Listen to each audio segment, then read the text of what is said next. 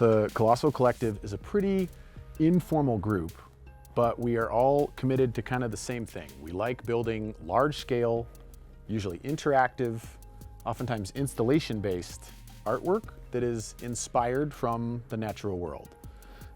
So I usually like to work with a pretty small group where they're comfortable not being super efficient.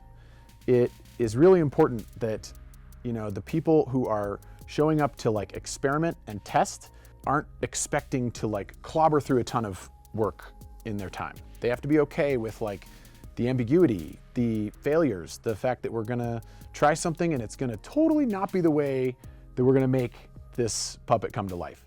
And then I've got other people who, once we've got a lot more like understanding of how and what we're making the thing out of, that I can go, okay, now we just need to produce. Now we just need to crank out the work or solve the like other types of problems.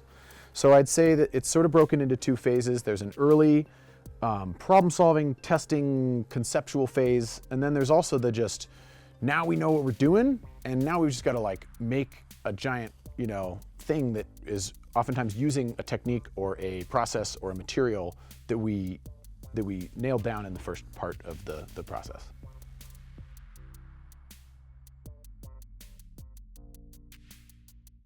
I think really the current form or way that I like to make art, I'd say that that really started in 2008 and maybe fully manifested in 2012 when I made my first piece of like large scale interactive art. That was sort of when I settled into the kind of art that I resonate with the most. And I think that that's when I first identified I'm making the kind of art that I want to make, that really speaks to me and is broadcasting something that I want to say out into the world.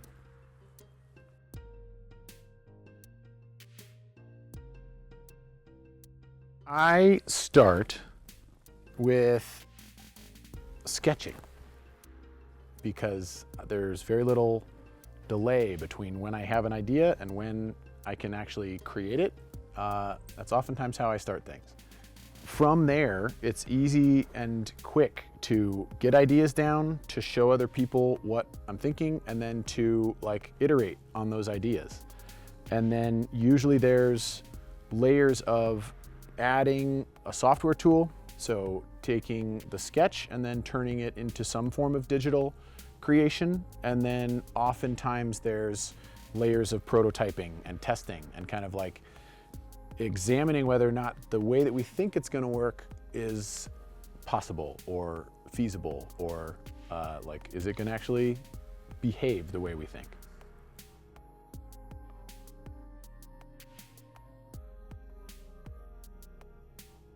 I've thought about this a lot, why we make large puppets. So the reason why large puppet creations is the mode that we're using is because I firmly believe that there's some magic in these unexpected encounters with a larger than life creation. And I think that a lot of it has to do with the times that we're in. If you go back several hundred years, you know, it's like when the majority of the population was illiterate and a bunch of beautiful paintings on a wall was the best form of mass communication, you know, you'd say, yes, become a photorealistic painter to have the biggest impact as an artist. Now we're competing against the cell phone, social media, we're saturated with signal. And I think that large scale puppetry, you can actually go up and touch and move around and become more familiar with in a sort of visceral way, it's an effective way of breaking through some of that noise. And something about it is reliably able to get people to go, oh my goodness, what is that thing? How do I, you know, what's it doing? And maybe I should run away from it, or maybe I want to go touch it. I don't know. It's basically, there's a lot of reasons why puppets in particular, and large scale ones at that, are our preferred way of creating something and sending a message.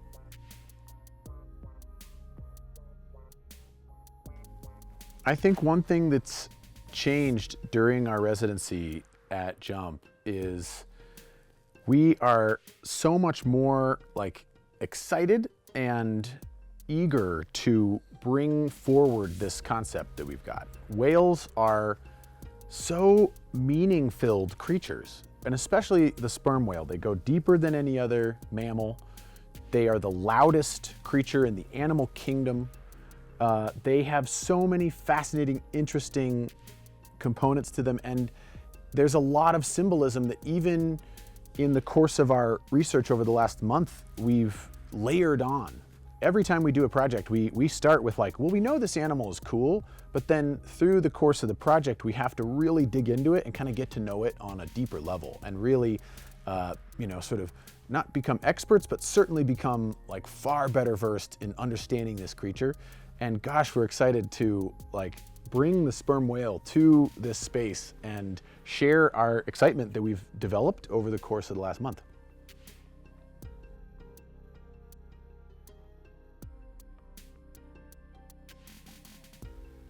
Jump is a lot of things to a lot of people.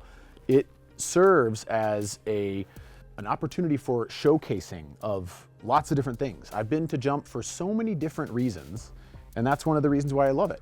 I've gone here for the fundraiser for the Discovery Center. I've gone here to celebrate Dia de los Muertos. I've gone here to experience the Tree Fort Band Symphony Orchestra play. I've participated in Boise Entrepreneur Week. I've done dozens of different things. So you can't say what is Jump in a nutshell, because it's too many things for too many different groups of people. And I think in that regard, it's really living up to what it should be doing, which is serving as the space, and a really incredible space at that, for all of those different groups, people, communities, to be able to, get what they need out of the place.